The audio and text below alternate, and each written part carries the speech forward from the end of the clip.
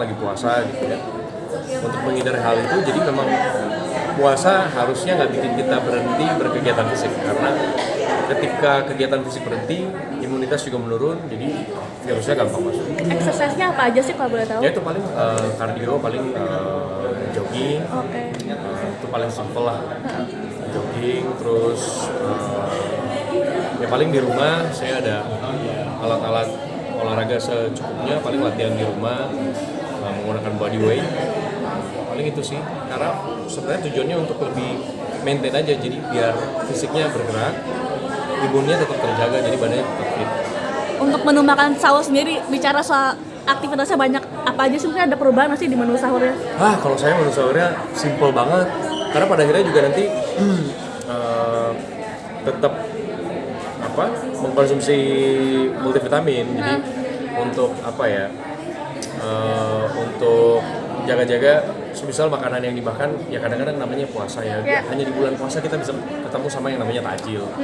Hanya di bulan puasa kita bisa ketemu, kalau kita ketemu gorengan udah sering lah, tiap hari ada gorengan, tapi gorengan dengan saus kacang itu hanya di bulan Ramadan, gitu, nggak bisa dipungkiri. Jadi kita juga pengen menikmati makanan-makanan itu kan. Jadi dan kita tahu bahwa makanan itu mungkin nggak bisa memenuhi nutrisi yang dibutuhkan tubuh setiap hari. Jadi ya itu untuk ngisi itu ya paling dikombin sama multivitamin. Saya juga tiap hari nggak terlalu makanannya yang selalu sehat-sehat gitu. Tapi satu menu yang hampir harus selalu ada di, baik itu di buka puasa maupun di sahur, telur dadar itu harus. Kenapa? Itu kayak udah tradisi dari kecil. Istri ikut siapin juga Mika soal sahurnya dan menyiapkan buka puasa. Iya, dia malah heboh soal kayak takjilnya harus apa gitu. Terus nanti, cuman kita tuh tipe yang kalau misalnya habis buka puasa, kita nggak suka makan berat, jadi kita cenderung paling takjilnya aja. Terus habis itu kayak diisi dengan beberapa makanan-makanan ringan, kita jeda 1-2 jam, habis itu kita coffee session, jadi kita lebih ke ngopi dulu gitu. Yang penting perutnya udah keisi, kita ngopi. Tapi biasanya kita ngisinya juga takjilnya bukan yang manis-manis banget gitu. Kita nggak pengen kayak langsung ada sugar kick yang bikin kita jadi lemes. Kadang-kadang kalau buka puasa makanannya terlalu manis, justru bikin badan jadi lebih lemes kan. Kita nggak kayak gitu. Jadi kita kasih jeda 1-2 jam, habis itu kita ngopi, baru makan yang agak-agak berat. Nah itu balik lagi, kalau misalnya besoknya ada kerjaan, biasa habis makanan yang agak berat itu kita selang beberapa jam lagi baru di makanan yang berat sekalian sebagai early sahur.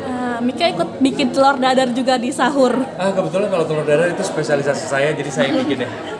Tapi kalau sahur sendiri, Mika ikut bangun lebih awal untuk nyiapin sahur kah atau gimana Mas Deva? Dia lebih sebenarnya kalau sahur tuh itu jadi momen kita untuk kayak kalau kita malah lately itu kayak dijadiin momen untuk kayak ngobrolin kerjaan.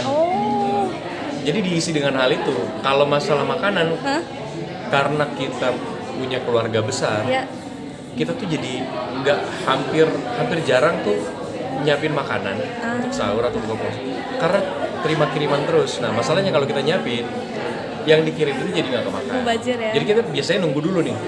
Makanya kita juga udah terbiasa dengan pola itu. Jadi kalau buka puasa nggak makan berat dulu, nunggu. Biasa jam 6:30, jam 7 malam itu ada yang ngetok rumah, ada paket makanan. Jadi kayak, mending kita nunggu aja sampai jam 7. Kalau misalnya jam 7 nggak ada, baru nanti kita mulai siapkan. Siap. Ikut berpuasa juga nggak Mika? Berpuasa di bulan Ramadan juga?